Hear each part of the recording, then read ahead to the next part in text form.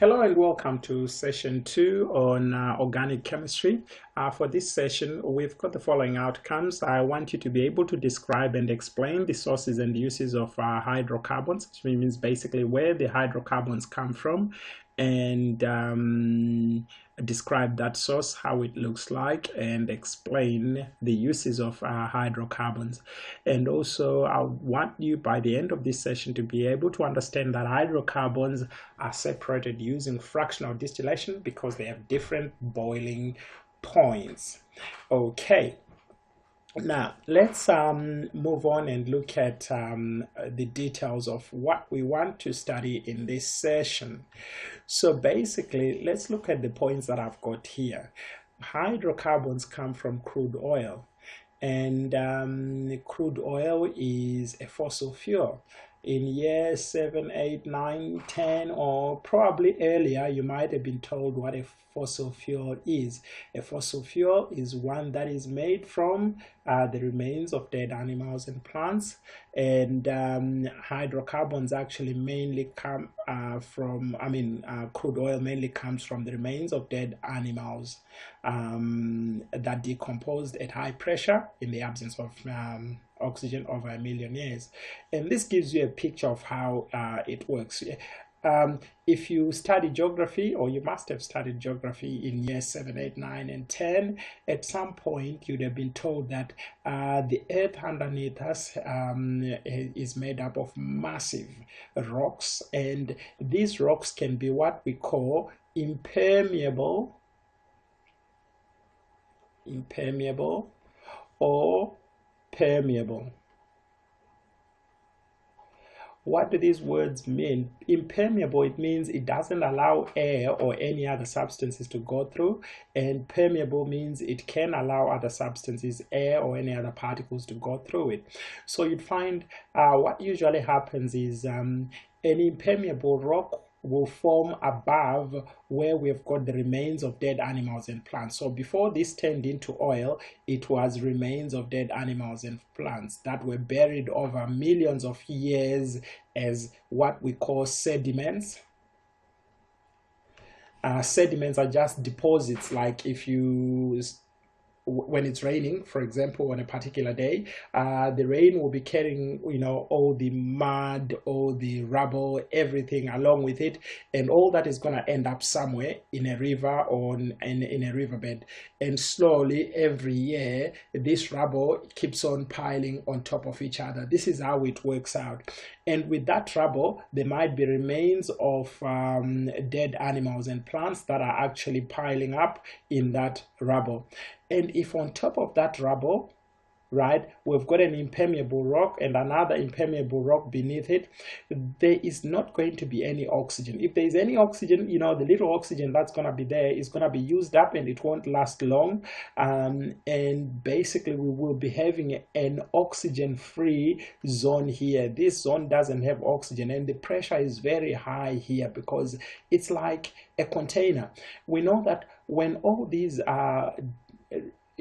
dead animals and plants decay, they produce certain gases, and these gases are going to cause a build-up in pressure here. That's where the high pressure comes from, and the impermeable rocks here will stop oxygen from coming through, which means that's where we have this effect of absence of oxygen. So basically, what's happening here is a process of decaying, but that decaying is taking place when there is no oxygen, which means when that happens, all the dead animals and plants will become what we call crude oil.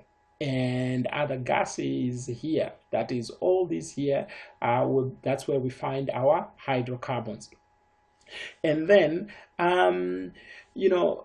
through the use of technology, etc., we can discover some of these oil deposits underneath. It might be underneath a seabed or underneath somewhere in a desert.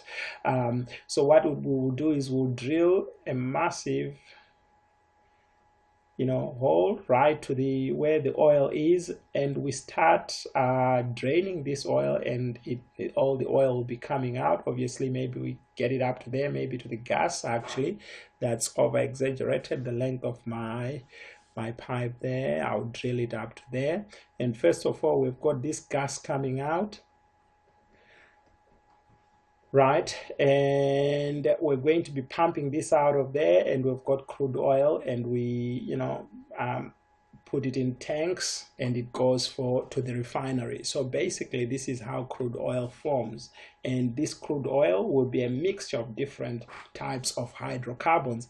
And like I told you in the introductory session, hydrocarbons, we can have a hydrocarbon which has got 1 carbon, we can have a hydrocarbon which has got 3 carbons, and these hydrocarbons can either be straight chains or cyclic.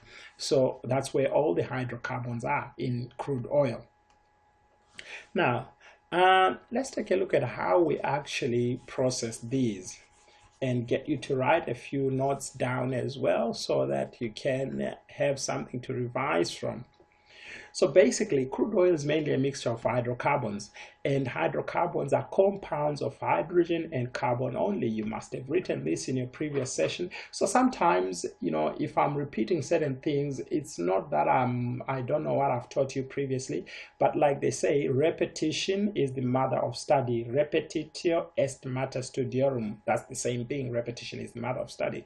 So keep on repeating. The more you see certain things, the more it sticks to your mind, and your brain will realize, oops, this thing is being repeated over and over again. It must be important. So it will keep it somewhere safe for you to take it out when you need it. That is in the test. So basically, what we've said is the carbon atoms when they bond, they form chains. These chains can be straight or cyclic. And if I've got a chain like that of carbon atoms, for it to be a hydrocarbon, because we're only studying hydrocarbons at this stage, the rest of the bonds we've got hydrogen to fulfill the bonding capacity of carbon, because carbon can form 4 bonds. So that's how this one works. And the smallest hydrocarbon has got only 1 carbon in its chain. Basically, I said this earlier when I was giving you an example of different vertebrates. We said we've got humans, we've got elephants, we've got giraffes, we've got fish, all sorts of animals with backbones. Their backbones are not the same size, they are not the same length. The same with hydrocarbons. They're not going to be the same size, they're not going to be the same length of backbones, because the carbon to carbon bond forms the backbone of all organic compounds, including hydrocarbons. And I told you hydrocarbons are only a section of organic compounds, because from hydrocarbons we get their derivatives, which we will study in year 12. Now let's move on. Just quickly to give you a picture of how we actually get these hydrocarbons from crude oil. When hydrocarbons are in a mixture, like this statement is saying, they are of no use to us. We need to actually process them. We need to refine that. We need to get those individual fractions or units of hydrocarbons so that we can use them. Most of you guys use gas for cooking, gas for heating, gas for barbecues, all these things that we use gas for. That gas was once part of this black gooey substance which we call crude oil. Right.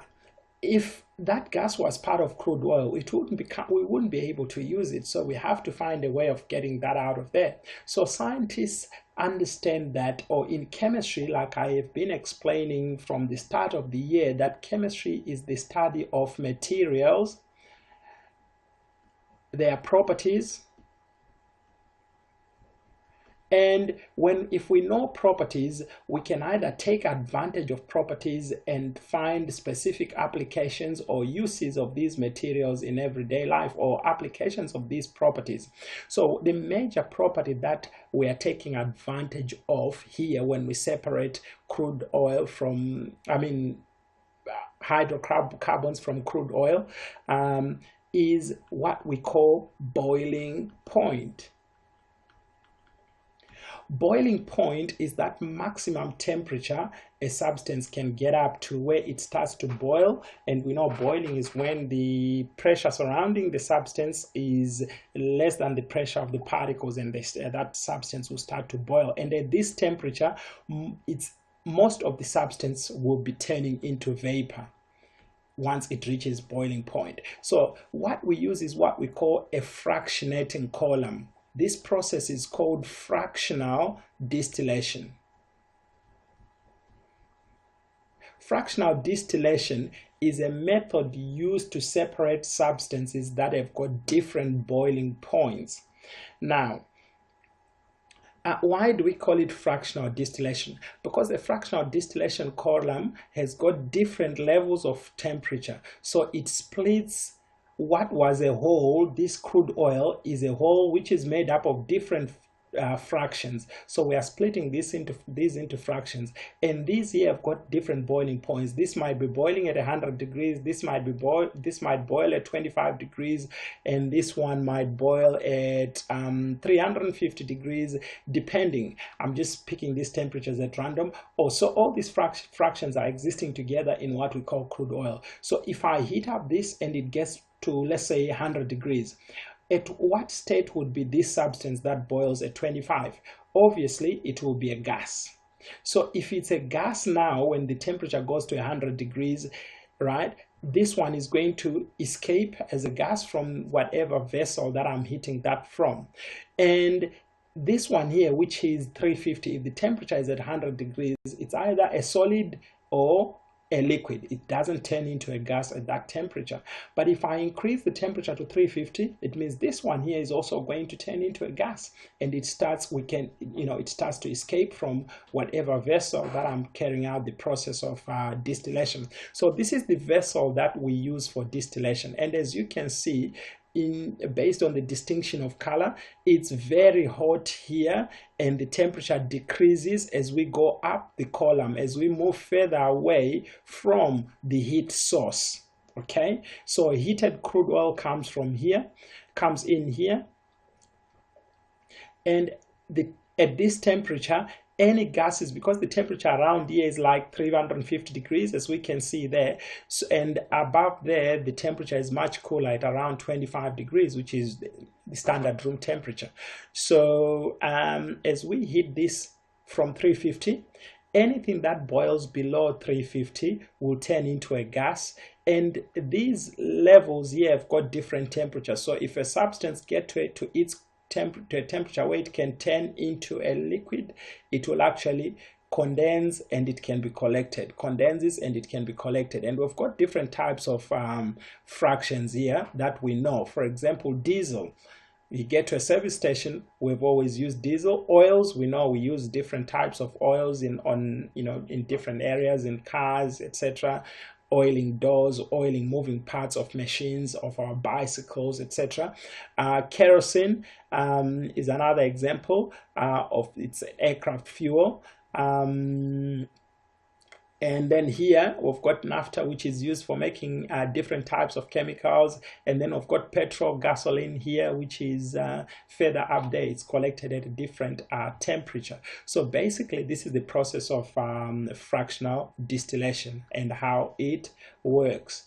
Now, to give you something to write down, let me just bring up a few bullet points that I've got written here for you so that you can copy them up. We separate crude oil into different fractions using a process called fractional distillation, and fractions that make up crude oil have different boiling points. That's why it's possible to separate them, and also some fractions might require further processing or refining. For example, I can give you gasoline. If you get to a service station, you realize that there's what they call 95 octane and there is 98 octane. Sometimes some service stations call this one premium and whatever they want to call it, and this one they call it maybe standard, whatever. they can pick a name they want to call it, but basically in the world of chemistry we call them 95 and 98 octane. What it simply means is this gasoline, the petrol, has been refined further. 98 octane is actually a much better fuel. We're going to go into the details of that. Why? Because it has got branches, it burns much smoother. When we look at physical and chemical properties, I'll get into the details of this. This is what I mean by further refining, which explains why you pay more for this than you pay for this one here. 95 octane will be much cheaper because it has been refined further. Okay. So this brings us to the end of this session. Next session, we're going to be looking at naming and drawing straight chain alkanes and identifying or working out the general formula for straight chains alkanes and alkenes.